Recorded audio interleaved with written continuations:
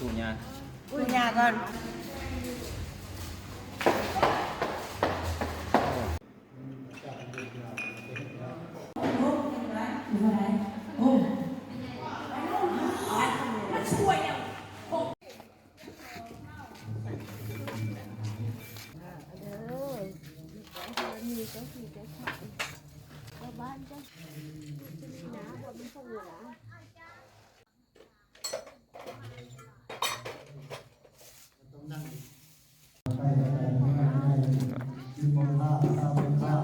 ไม่อ่านไม่มากระไผ่กระไผ่สิได้ยืมดีกว่า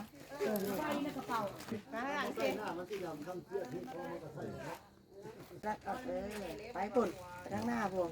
เดี๋ยวติดตามก่อนพอเสด็จโค้งคุณเกี่ยวโค้งมาเลยกินได้3 รอบแล้วเอาไปหน้าติ๊กมีมาบ่มีเงินคำสมบัติพันสถานได้มาครบหมดบ่ได้หลายผู้ใหญ่ได้มาเป็นห้อยผู้น้อยได้มาเป็นพันออกจากขันมีทั้งเงินคำสมบัติพัดสถานผ้าได้หาบกระดอนค้อนกระเดื่องมะเกียมยกมือขอมะเกียมย่อมือใส่เอาไว้คุณอยู่สถานนี้แม่นบ่แม่นท่านครบหมดแล้วพากันกันดังเด้อนี่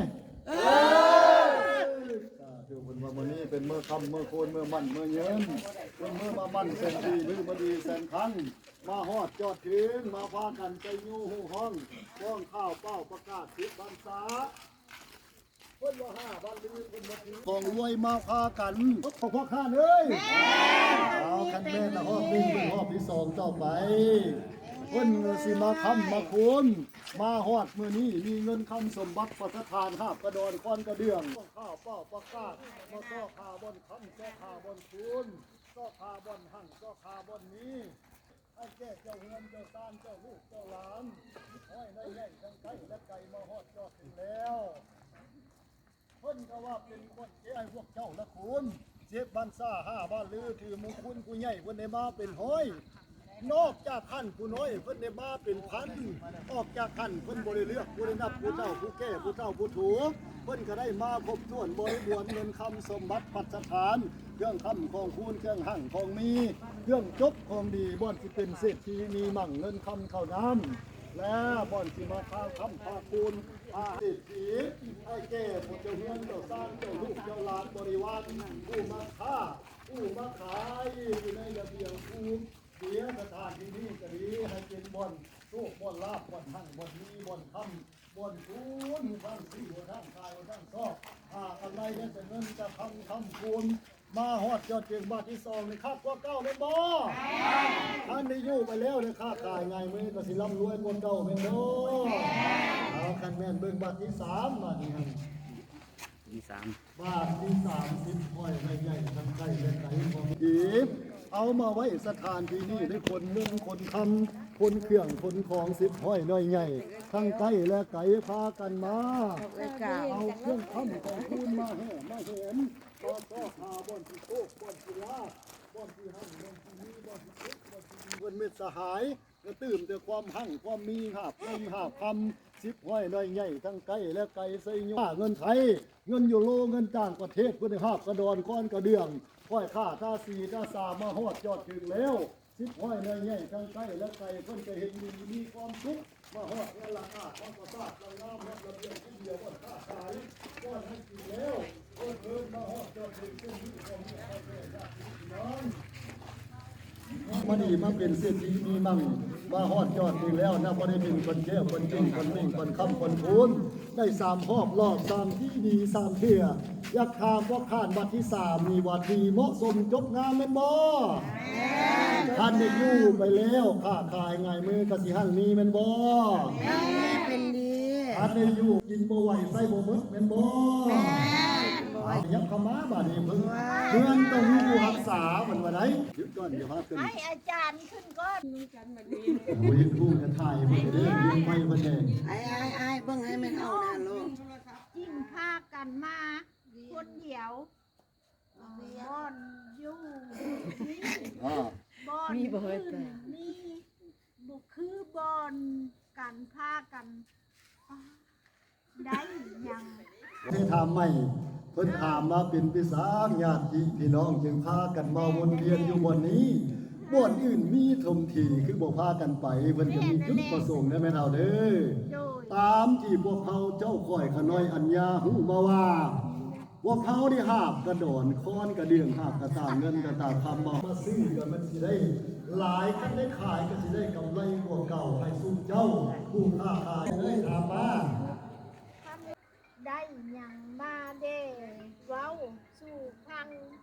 ดู พวกแก่สร้างแก่มาพวกพ่อพาแม่พามากันแม่แหมมาฮอดนี่ไหนที่สั่งมาแน่เราได้ก็สิมีรายได้เนี่ยสิได้เงินได้คำหรือสิได้หยังมาแน่บ่สิเล่ามาสู่ฟังบัดนี้เด้อ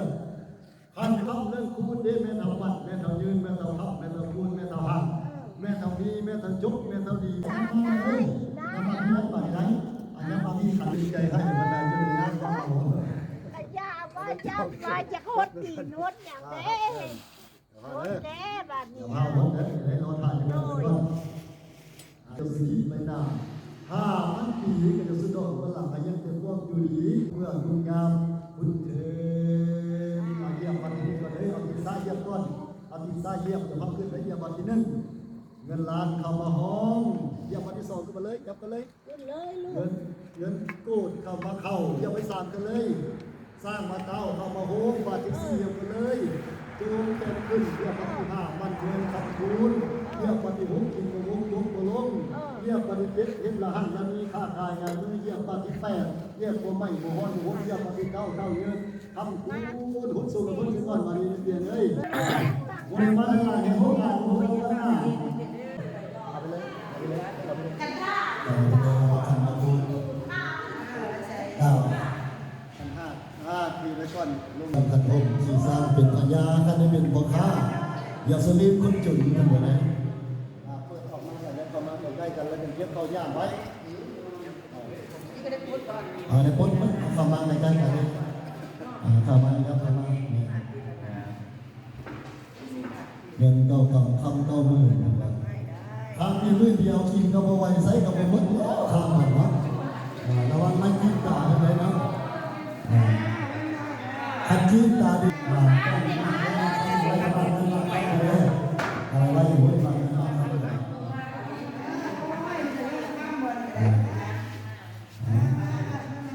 มาทำมาดูเดี๋ยวเกี่ยวเลยอย่าร้อยเอามารวมกันแล้วจะมาสร้างทำคูณได้ไหมมาสอนสร้างคือสร้างอะไรว่ามีแล้วเนาะสร้างคูณได้ไหมเพื่อที่เขาสร้างได้ไหมเอาเดี๋ยวมาให้เป็นพนักงานเลย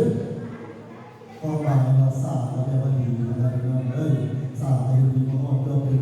วันเป็นสิ่งของเงินทองของน้ำเราเป็นพนักงานเราเป็นสร้างน้ำเรื่องเข้าสู่ระเบียบระเบียบอันนี้มาทำมาคูณมาหักมามีกระดาษกระดองฟันกระเดื่องในคำสมบัติประสาทไปมาเรือรุ่นคนบอกว่าเอาไว้ใส่โบว์แน่เดี๋ยวก็ทุกวันปีวันนั้นปีเด็ดดีมุกน้อเด็ดสาวคนกันเด้อสาว